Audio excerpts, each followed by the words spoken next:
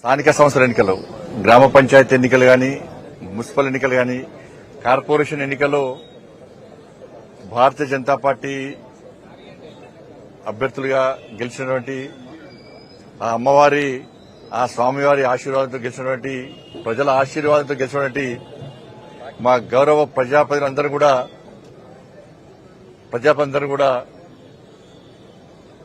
కొండగట్టు అంజన్న దర్శనం కోసమని వస్తామని చెప్పి ఆ రోజే మొక్కోవడం జరిగింది.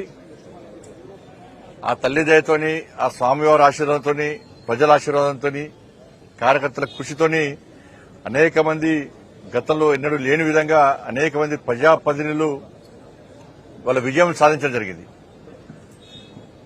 వార్డు మెంబర్లు గాని, ఉప సర్పంచ్లు గాని, సర్పంచ్లు గాని, కౌన్సిలర్లు గాని, కార్పొరేటర్లు గాని, మేయర్ గారు గాని, డిప్యూటీ మేయర్ గారు గాని అందరూ గెలిచినటువంటి ఈ శుభ సందర్భంలో ఆ మొక్కు తీర్చుకోవడానికి ఈరోజు కరీంనగర్లోని నేను నమ్ముకున్న, నన్ను ముందు నడిపే, ఆ తల్లి దయతో ముందు నడిచేటువంటి నా తల్లి మహాశక్తి అమ్మవారి యొక్క సన్నిధానం నుంచి చాలా శక్తివంతమైన దేవాలయం, కోరిన కోరికలు తీర్చేటువంటి సన్నిధానం అటువంటి కొండగట్టు అంజన్న స్వామి దేవాలయం వరకు కూడా ఈ పాదయాత్ర నిర్వహించాలని చెప్పి నిర్ణయించుకున్న సందర్భంలో ఈ రోజు ఆ యాత్రను ప్రారంభిస్తున్నాం.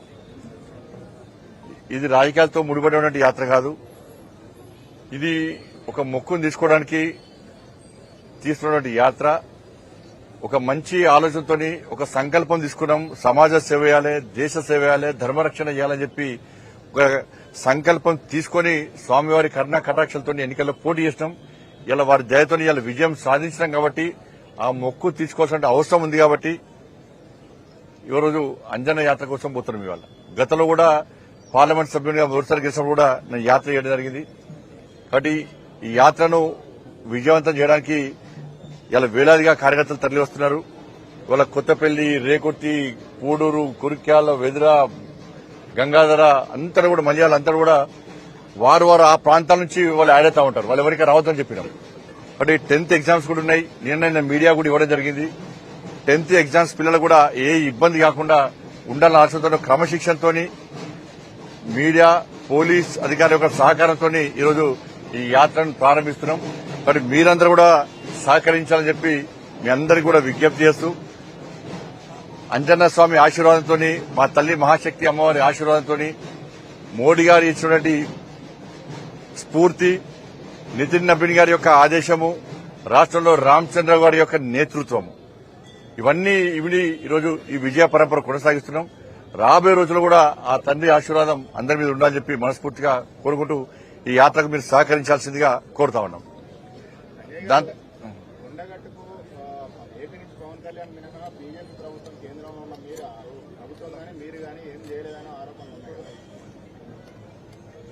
ఆంధ్రప్రదేశ్ లో ఉన్నది ఎన్డీఏ ప్రభుత్వం. ఆంధ్రప్రదేశ్ లో ఉన్నది భారతీయ జనతా పార్టీ, తెలుగుదేశం పార్టీ, జనసేన ప్రభుత్వం. డబుల్ ఇంజన్ సర్కార్ ఆంధ్రప్రదేశ్ లో ఉంది కాబట్టే ఆంధ్రప్రదేశ్ నుంచి నిధులు కొండగట్టుకు వచ్చినాయి. కాబట్టి ఇక్కడ కూడా నెక్స్ట్ వచ్చేది డబుల్ ఇంజన్ సర్కారే.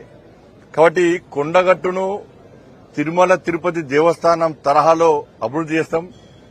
అక్కడ దీక్ష చేసుకున్న స్వాముల దీక్ష విషయంలో గాని, మాల విరమణ విషయంలో గాని, ఆంజనేయ స్వామి జయంతి సందర్భం గాని, ఇతరత్ర విషయంలో గాని, మంటపం గాని, నిరంతర భోజనశాల గాని, అక్కడ గిరి ప్రదక్షిణ విషయంలో గాని, నీటి సౌకర్యం విషయంలో గాని, కళ్యాణ మండపం విషయంలో గాని, గెస్ట్ హౌస్ల విషయంలో గాని, అన్ని విషయాల్లో ఒక బ్రహ్మాండమైన ప్లాన్ తోని మేము ముందుకు వస్తాం.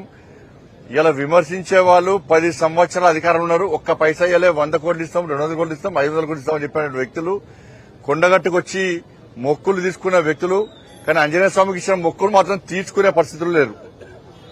ఈ ప్రభుత్వం వచ్చి 2 సంవత్సరాలే ఒక్క పైసా ఇవ్వలే. కాబట్టి అక్కడ ఇచ్చింది ఎన్డీఏ ప్రభుత్వం ఇచ్చింది, ఎన్డీఏ ప్రభుత్వం ఉంది. ఇక్కడ కూడా నెక్స్ట్ ప్రజలు అదే కోరుకున్నారు, డబుల్ ఇంజన్ సర్కార్ వస్తేనే ఇవాళ కొండగట్టు గాని అభివృద్ది చెందుతాయని చెప్పి ఒక ఆలోచన రావాలి. తప్పకుండా మేము దానికి అన్ని రకాలుగా ఒక ప్లాన్ తో ఉన్నాం. గత ప్రభుత్వము నేను కొత్తగా ఎంపీ గెలిచిన తర్వాత ప్రసాదం స్కీమ్ కింద కొండగట్టి వెమ్లవాడ గాని కొండగట్టు గాని ఇల్లంతకుంట దేవాలయం గాని ఈ దేవాలయాలను ఒక టెంపుల్ కారిడార్ గా చేయాలని చెప్పి ఒక ఆలోచన ఉండే. కానీ గత ప్రభుత్వం కనీసము అనుమతి ఇచ్చే పరిస్థితి, అప్రూవల్ ఇచ్చే పరిస్థితి లేదు. నిజంగా గత ప్రభుత్వం సహకరిస్తే ఇవాళ కేంద్రం నుంచి నిధులు వచ్చేది ప్రసాదం స్కీమ్ కింద. ఇలా స్కీమ్ లేదు, ఇవాళ అయిపోయింది. దాని కారకులు ఎవరు? ఎంత అభివృద్ధి చేద్దామన్నా గత ప్రభుత్వం సహకరించలే. ఇప్పుడు స్కీమ్ లేదు. కానీ కారకులు ఎవరో ప్రజలకు తెలుసు. కానీ నిధులు తెచ్చేది ఎవరో ప్రజలకు తెలుసు. సహకరిస్తే తప్పకుండా మేము కూడా నిధులు తీసుకొస్తాం. అంటే ఇప్పుడు ఈ యాత్ర మీరు మొక్కు తీర్చుకునేందుకు అంటారు కదా, మొక్కు తీర్చుకోవడంతో పాటు వెనక పొలిటికల్ ఇంటెన్షన్ ఏముంది? ఎవరు అనుకుంటే ఏమైనా, ఇప్పుడు నేను అంజనేయ స్వామి మా కార్పొరేట్ అందరికీ చెప్పినాం, మీటింగ్లో చెప్పినాం, సభలలో కూడా చెప్పినాం, కొండగట్టు అంజన ఆశీర్వాదం చేస్తాం, తప్పకుండా వస్తామని చెప్పండి. గతంలో తీసుకున్నాం, ఇప్పుడు తీసుకుంటాం. ఎవరైనా రాజకీయ కోణంతో చూస్తే వాళ్ళ కర్మ ఏం చేస్తామని దానికి ఏం చేయలేము మనం. వాళ్ళు కూడా దేవుడు కరుణించాలని చెప్పి వాళ్ళు కూడా యాత్ర చేసే శక్తిని, సామర్థ్యాన్ని, ఆలోచన కల్పించాలని చెప్పి అంజనేయ స్వామి వేడుకుంటున్నాను. ధన్యవాదాలు. దాంతోపాటు కాంగ్రెస్ పార్టీ మొన్న జరిగినటువంటి కవంపల్లి సత్యనారాయణ గారికి ఎస్సీసీఎల్ రాష్ట్ర అధ్యక్షునిగా నియమితులందుకు వారికి మా తరఫున హృదయపూర్వక శుభాకాంక్షలు. దురదృష్టం ఏంటంటే నిన్న గాంధీ భవన్ లో నిర్వహించిన సభలో తుంగతుర్తి ఎమ్మెల్యే అది ఎంత మూర్ఖుడంటే, ఎంత ఫాల్తు మాటలు మాట్లాడినంటే, ఈ భాష మాట్లాడుతున్నంటే అర్థం చేసుకోండి. వాళ్ళ రాష్ట్ర ముఖ్యమంత్రి కాంగ్రెస్ అంటే ముస్లిం అంటే కాంగ్రెస్. ఎస్, ఇలా యథా రాజా తదా ప్రజా. ఇలా ముఖ్యమంత్రి బాటలు నడుస్తున్నట్టున్నారు కాంగ్రెస్ పార్టీ నాయకులు.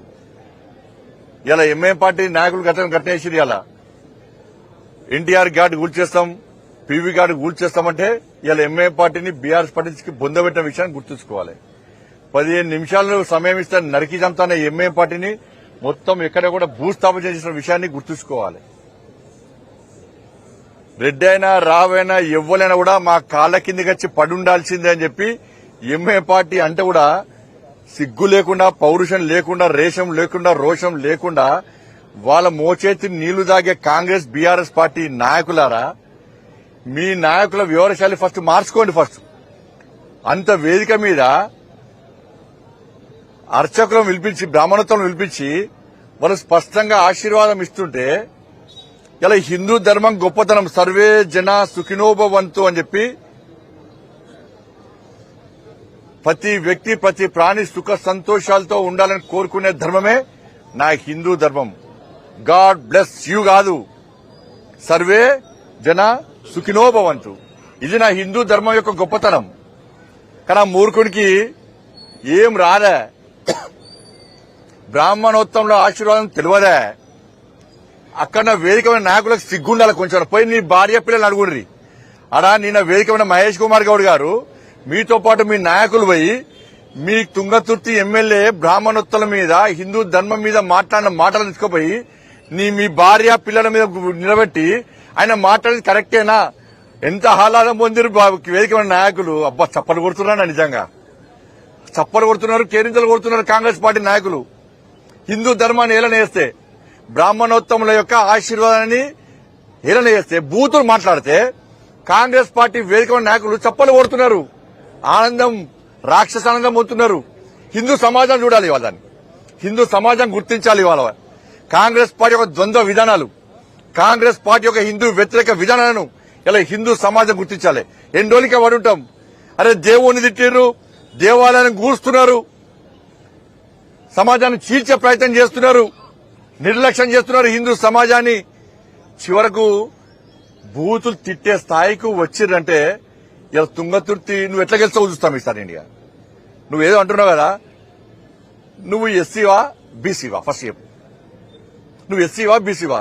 దేవుడు ఒక్కడే. నేను అంటున్నా దేవుడు ఒక్కడే. నిజమైన క్రిస్టియన్స్ ఎవ్వరు కూడా ఈ భాష మాట్లాడరు. నిజమైన క్రిస్టియన్స్ మొదటి నుంచి క్రైస్తవంలో ఉన్నటువంటి ఎవ్వరు కూడా ఈ భాష మాట్లాడరు. ఇవాళ నువ్వేం చేసినావు తుంగతుర్తి ఎమ్మెల్యే? నువ్వు ఈ దేవుని మోసం చేసి ఆ దేవుని దగ్గరికి పోయినావు. నువ్వు నీకు జన్మనిచ్చినటువంటి దేవుణ్ణి మోసం చేసి ఆ దేవుని దగ్గరికి పోయినావు. ఆ దేవుడు ఎప్పుడు శిక్షిస్తాను నేను? అరే, ఆ దేవుని మోసం చేసి నారకొచ్చింది మూర్ఖుడు, ద్రోహి. దేవుళ్ళ మోసం చేసే ద్రోహి అని చెప్పి నీకు శిక్షించడం స్టార్ట్ చేశారు. నీ పతనం తప్పదు, రాసి పెట్టుకో. నీ క్షమాపణ చెప్పాలని అవసరం హిందూ సమాజానికి అవసరం లేదు.